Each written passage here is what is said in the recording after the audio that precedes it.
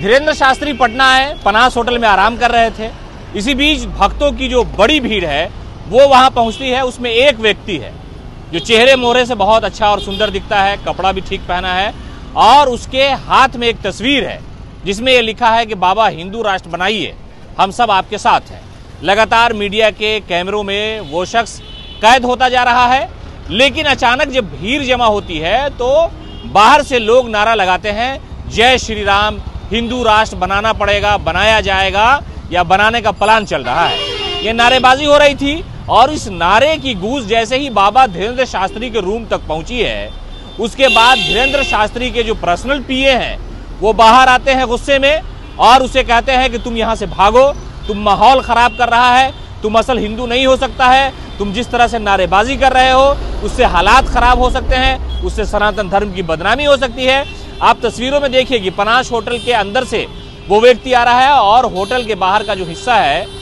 वहां पर वो शख्स खड़ा है, उसे वहां से भगाया गया है। पहले उसे पुलिस ने समझाया, लेकिन वो जब नहीं माना, मीडिया के सामने लगातार वो बाइट देता रहा। उसके बाद उसे बाहर किया जा रहा है और बाहर करने के बाद धीरेन्द्र शास्त्री के जो पर्सनल असिस्टेंट है वो आ गए हैं और देखिए उससे किस तरह से बहस हो रही है और कहा जा रहा है कि तुम असल हिंदू नहीं हो सकते, तुम आरएसएस के लोग नहीं हो सकते हो, तुम बाबा के अनुयायी नहीं हो सकते हो, इसलिए के हालात तुम खराब कर रहे हो। अब तस्वीर का ये दूसरा रुख है कि आखिरकार बाबा के जो लोग हैं वो जय श्री राम हिंदू राष्ट्र का जो नारा लगा रहे हैं, तो आखिर उनके ही लोगों ने क्यों उन्हें मना किया, क्यों धक्का मारा कि तुम यहां से निकल जाओ, तुम्हारी वजह से बदनामी हो रही है। तो इसका एक जवाब ये भी हो सकता है कि शायद जो सरकार है उसने पहले ही अल्टीमेटम दिया हुआ है। तेज प्रताप यादव पर्यावरण मंत्री है बिहार सरकार में, उनकी अपनी एक टीम है डीएसएस।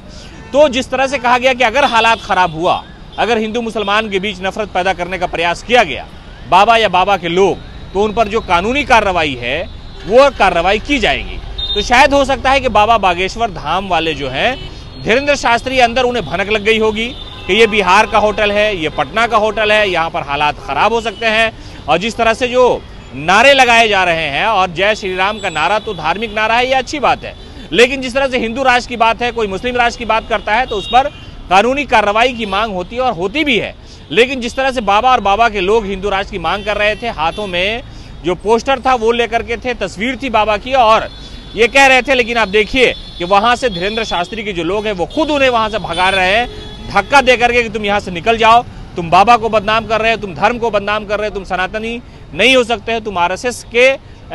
जो छवि है उसे धूमिल करने का प्रयास कर रहे हो। इसलिए कि ये डेमोक्रेटिक राष्ट्र है, ये जो कंट्री है, ये जो भारत है, यहाँ संविधान चलता है, यहाँ गांधी जी, अंबेडकर, मौलाना आजाद और इन जैसे लोगों ने इस देश को संवारा और बनाया और सजाया था। उसमें अगर कोई ये मांग करता है कि हिंदू राष्ट्र बन जाए, मुस्लिम राष्ट्र बन जाए, तो ये कानून की खिलाफ वर्जी है। शायद यही बात भनक लग गई होगी बाबा को कि बाहर पटना में होटल के बाहर जो लोग खड़े हैं वो हिंदू राष्ट्र का नारा दे रहे हैं, तो कहा कि इसको भगाओ यहाँ से, वरना हो सकता है कि हम पर ही कानूनी कार्रवाई हो जाए। इसलिए कि सरकार के कुछ लोग जो निर्णायक भूमिका में होते हैं, उन्होंने कहा कि बाबा अगर अमन के खिलाफ कोई काम करेंगे तो उन पर कार्रवाई निश्चित है।